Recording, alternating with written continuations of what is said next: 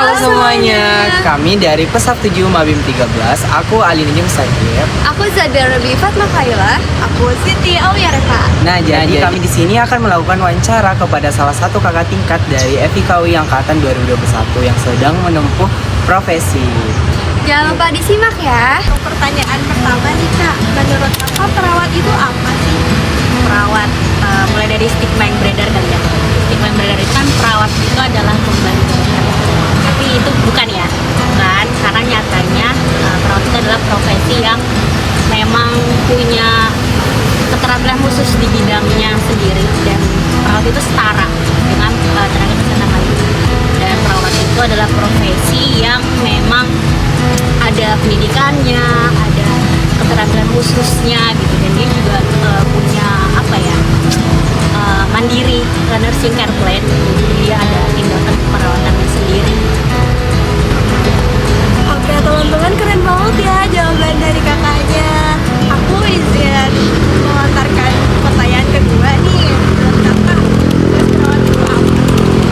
Tugas perawat itu adalah memberikan asuransi perawatan yang holistik, yaitu memberikan asuransi perawatan yang dapat memenuhi biopsikososiokultural setiap pasien. Nah, jadi misalnya nggak cuma sekedar infus, nggak cuma sekedar disuntik, tapi di balik itu tuh kita harus tahu apa sih alasan memberikan infus, memberikan suntikan itu apa. Misalnya kita masang infus nih, atau akses intravena, itu tuh bisa membantu memenuhi kebutuhan pasien terkait dengan cairan dan pemenuhan pemberian obat kepada pasien dehidrasi misalnya. Terus kalau misalnya ada pasien dengan penurunan kesadaran, itu kan dia udah pasti nggak bisa nelan, nggak bisa ngunyah, dan itu pasti akan berisiko defisit nutrisi yang berujung malnutrisi kan. Dan itu nggak boleh, dan itu berarti kan kebutuhan dasar sebagai manusianya terganggu kan. Nah, sebagai perawat kita harus bisa tuh yang namanya tetap memenuhi kebutuhan dasar terkait nutrisi itu. Jadi kita masak yang namanya selang NGT. Jadi dengan memasang selang NGT kita tetap bisa tuh memenuhi kebutuhan nutrisinya pasien. Jadi kayak dasarnya tuh perawat itu memenuhi kebutuhan dasar setiap manusia. Oke, banget ya. Nah, yang sekarang ada pertanyaan yang ketiga nih. Bagaimana sih citra perawat di mata Kakak? Citra perawat tuh menurutku ya, apalagi sekarang kan aku di profesi, sangat positif, sangat baik, sangat keren.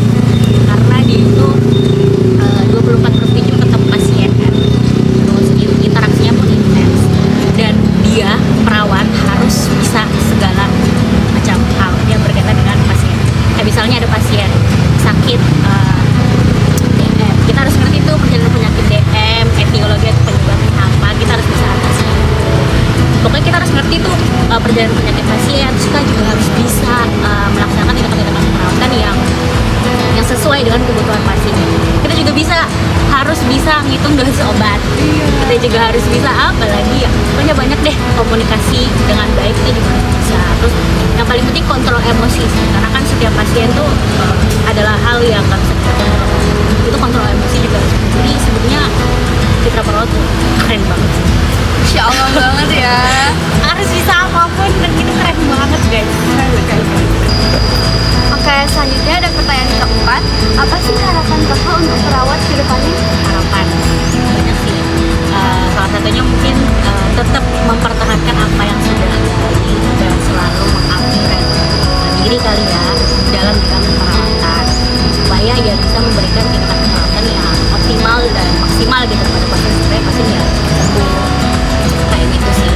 Terus mungkin dari negara atau masyarakat, harapannya sih perawat itu lebih akui dan dihormati ya, selayaknya ya profesi perawat itu sendiri. Oke, pertanyaan kelima tuh, bagaimana sih pandangan kakak terhadap perawat yang melanggar kode etik? Perawat yang melanggar kode etik ya, ya bagaimanapun juga kalau misalnya ada seseorang yang melanggar suatu peraturan atau kebijakan, baiknya ya diberi sanksi supaya ada perbaikan lah, perbaikan, dan dia bisa dilakukan. Intinya kalau jadi perawat tetap harus patuh terhadap SPO-nya sih, supaya tahu caranya. Nah, pertanyaan terakhir tuh, menurut kakak bagaimana sih peran mahasiswa sungguh-sungguh itu nyata. Sumpah selama sarjana ini fokus belajar jadi sarjana, pas-pasin belajarnya, pas-pasin jadi jurnalnya, pas-pasin diskusinya untuk cari segala ilmu. Terus kalau misalnya udah jadi masuk profesi, pas-pasin jadi masuk profesi praktik di rumah sakit, jadi sebanyak punya pengalaman dengan dokternya sama nurse yang udah kerja di sana. Jadi jangan lupa sih untuk belajar. Terus kalau misalnya ada yang pengen ditanya jangan bertanya. Terus apa lagi, tingkatin pengetahuan dan juga tentang jurnal-jurnal keperawatan inilah ilmiah terbaru terkait dengan itu tadi, perawatan yang berbasis nyata dan fakta supaya itu bisa diterapkan di nanti pada saat kita dengan perawatan.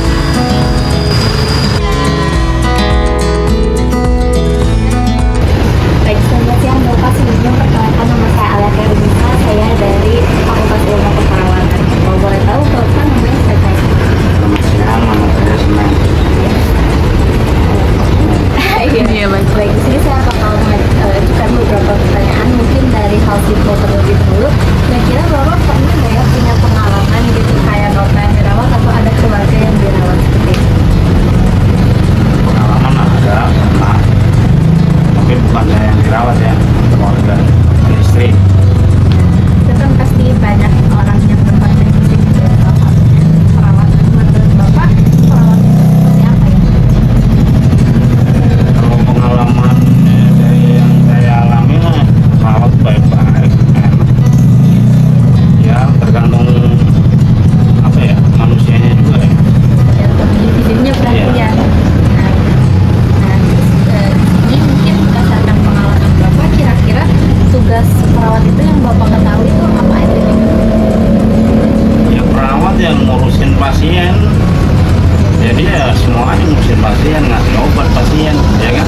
Ya, membantu gitu ya, Iya, proses dari membantu pasien sampai pasien bisa- pada saat pasien itu dirawat. Ya itu yang saya tahu.